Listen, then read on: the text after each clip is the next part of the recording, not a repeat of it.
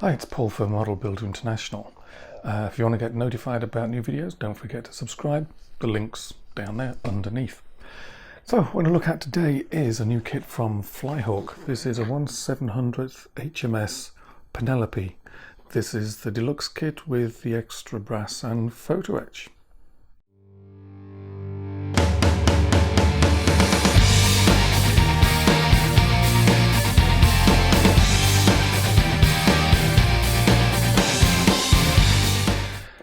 Okay, so let's have a look inside the box. Well, start off outside the box. HMS Penelope as she was in 1940. Deluxe edition, 1/700th scale. Inside here there's also brass, Photo-etch, and at least one resin part there.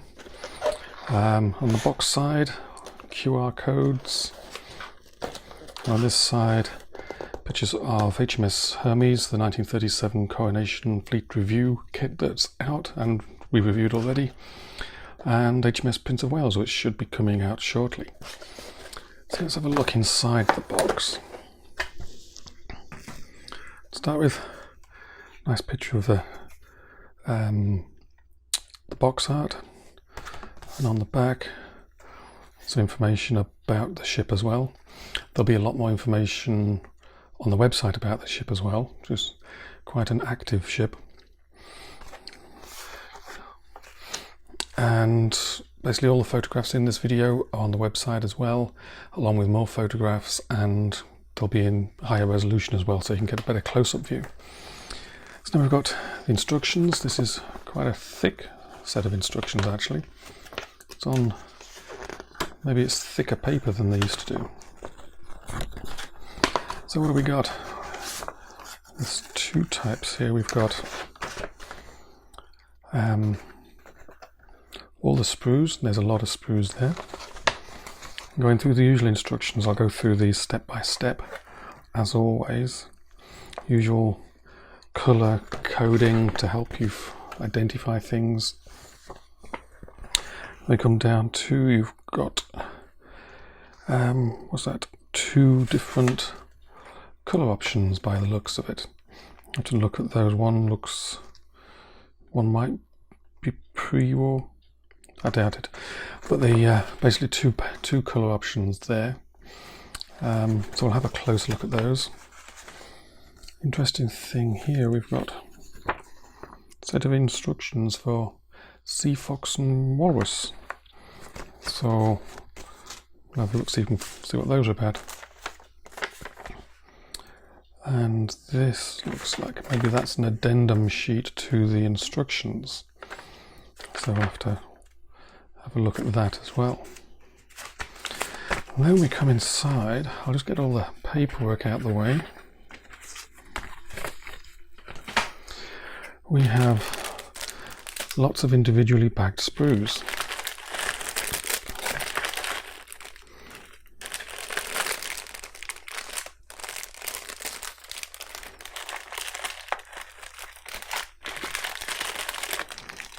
Lots of pieces. There's a decal sheet, there's the resin part, brass barrels, and Photo-etch sheets plus instructions, bottom of the hull, main parts of the hull, and that's the metal plate that sits inside there. So I'll open the bags. Okay, so as you can see, there is a lot of plastic for a 1/700th scale ship. So starting off, basically these flat parts, the deck, two-part deck, the bottom half of the hulls. You can make this either obviously waterline or full hull. Those are all in a cardboard backed bag, so they can't get damaged, which is a nice touch. We've got the main hull. We have lots of sprues, lots of small parts. Looks like the main parts of the body, the superstructure, they come in their own box, which is sealed. So we'll have a close look at those when we go through the instructions. Sprues inside individual bags are got an elastic band around them so they don't rub against each other to damage the sprues. Basically, it's a lot of attention to detail to making sure that everything arrives safely. And then when you look at the parts, really fine attachment points, ejector pins are either not present or out of the way. A lot of really fine detail on here, which Flyhawk are known for. And down to these, the two largest screws, they're also attached together, so they can't damage each other. This is why you have the instructions for the aircraft, Walrus and the Sea Fox, because you have looks like one of each of those as well.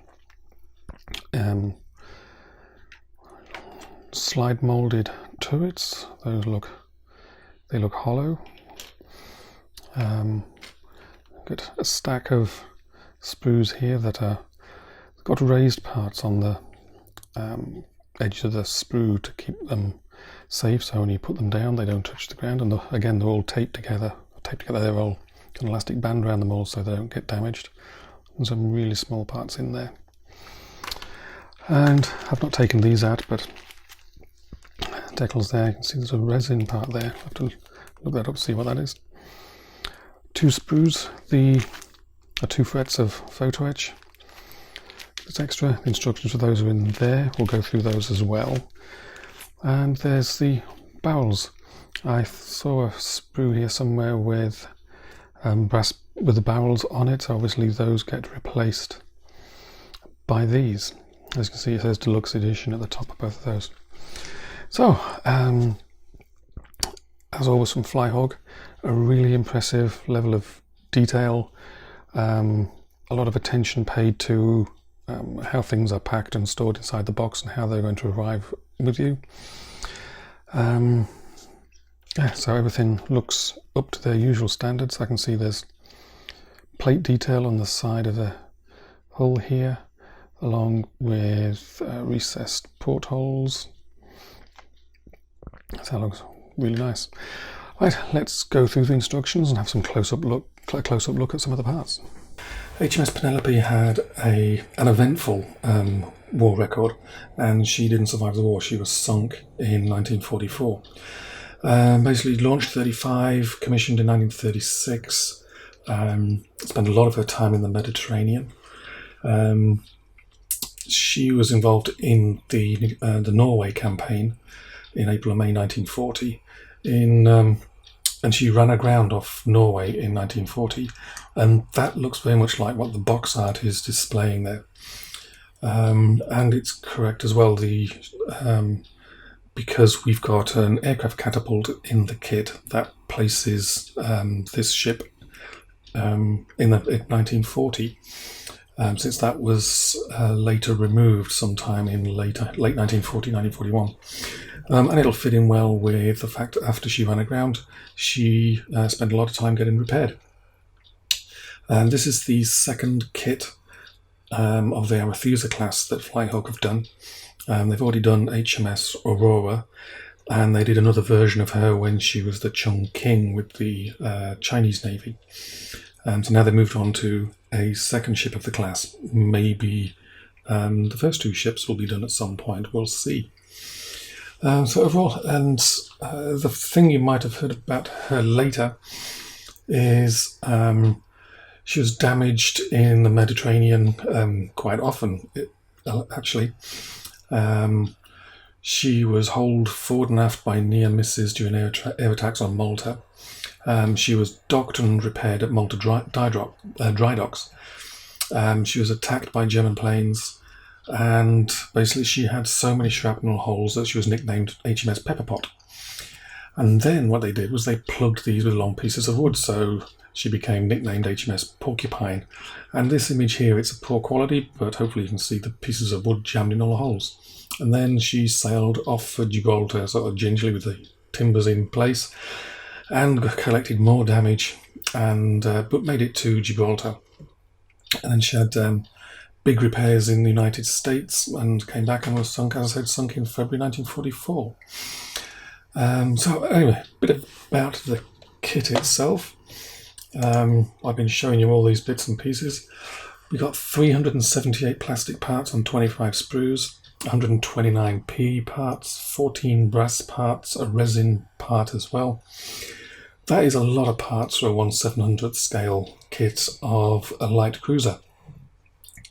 And I'll go through and explain how this is put together, because you actually have the complete basic kit plus extra pieces which will replace some of the plastic parts, and there's also a few extra plastic parts floating around that are only part of this special edition kit. So let's go through the main instructions and talk about what you get with the basic part of the kit to start with. So step one, you're putting together the hull. As you can see, this is going together as a waterline kit. Main hull, decks, superstructure, a couple of diagrams showing you a couple of bits to avoid confusion. Now, if you've got the special edition, then you have the option of making this a full hull version. And there's another piece of paper in here which shows you the lower hull, propellers, and the rudder going on. So that's the first distinction between the special kit and the regular version, is you've got the lower hull to go in as well. Step two is the forward of the hull. The front two main turrets go on, some more superstructure, again a couple of diagrams to make sure you get stuff right. Interestingly, there's 4 turrets and 4 pairs of guns in this kit, although there's only 3 that are going to be fitted, so that's kind of interesting. Step 3 is working amidships. More superstructure going on, more small parts, some of the ship's boats, life rafts go in. Lots of colour-coded diagrams to help you get it all right. And I can't emphasise enough, the small parts in this kit are really small. Even with small tweezers, you risk things flying off all over the place, so you're going to have to be really careful you don't lose anything. Strong magnifiers are a must with this kit. Step 4, where basically a midship's boat going aft, ship's funnels, and the aircraft catapult and crane go in, the mast goes in, and again some helpful colour diagrams, and there's also like little stages to build small parts that you fit. And step 5, we're at the aft of the ship now. Under the mast, the final turret goes in, anti-aircraft guns get fitted, and the final small pieces get added as well. So, and that will complete the model if you're building the basic version of this kit. As part of the basic kit, you get 2 aircraft. You get a Sea Fox and a Walrus. Now, bear in mind that the Fairy Sea Fox was the only one that was ever actually fitted to the ship. Walrus, it might have been a Walrus nearby, but it wasn't part of the ship's company. And these are very nice little kits in plastic just on their own. We've got reviews elsewhere on the site of both these kits with the Photo-etch that comes with them. But they're nice little kits. There's a lot of parts for a 1/700th scale aircraft. There's the Sea Fox has 8 parts, and the Walrus is made of 9 parts. And you can build them both with wings folded or wings extended. There's also painting guides as well as decals on the decal sheet for these aircraft. And finally, let's talk about the Photo-etch that comes with it. As I said, there's quite a lot of Photo-etch parts here and a resin part on 2 frets. So as you'd expect, there's stairways, all the railings you might need, platforms, the ship's crane, obviously, the catapult for the aircraft gets replaced. The resin part is actually part of the catapult. I think the part the catapult actually sits on that gets replaced. There's davits, the ship's boats. Parts for the aircraft are fitted here as well to add the struts in between the wings in Photo-etch. and a few more parts as well. They've given you some nice pictures of where all this stuff gets fitted as well. So it'll sort of take things to the next level. Obviously, you'd need to plan things out, because obviously these are going to replace some of the these are going to replace some of the plastic parts, and some parts are just extra for the kit. But it'll definitely take the kit to the next level, and it'll extend the build time obviously as well, significantly. The painting guides are pretty straightforward. Things are called out by name: Mr. Hobby, Tamiya, White Ensign, and AK Interactive. There's two painting guides here. One is in overall light grey, and the other one is as it's seen on the box art, which is probably a special paint that they used in Norway, because it looks like that sort of thing. Modern RAF aircraft, when they're deployed in Norway, have a similar colours on their paint scheme. So it looks like you can either do it prior to Norway or in Norway from the paint schemes that are supplied there. But either way, looks pretty good, and there's plenty of information there to get her painted correctly. So, an overall conclusion. Flyhawk have basically done the work to their usual high standard. It's a really intricate ship overall. There's a pretty high parts count on this. What are we, 500 parts into a 1/700th scale kit. Previously, the only HMS Penelope's been done by White Ensign models in at least the 90s, actually 20 years ago. The Arethusa class overall has been not very well represented at all, and this fills that gap and is obviously easily the most accurate Arethusa class, and definitely HMS Penelope you're going to get on the market. It's an excellent kit and worthy of a place on your shelf. Many thanks to Flyhawk for sending it along for us to have a look at.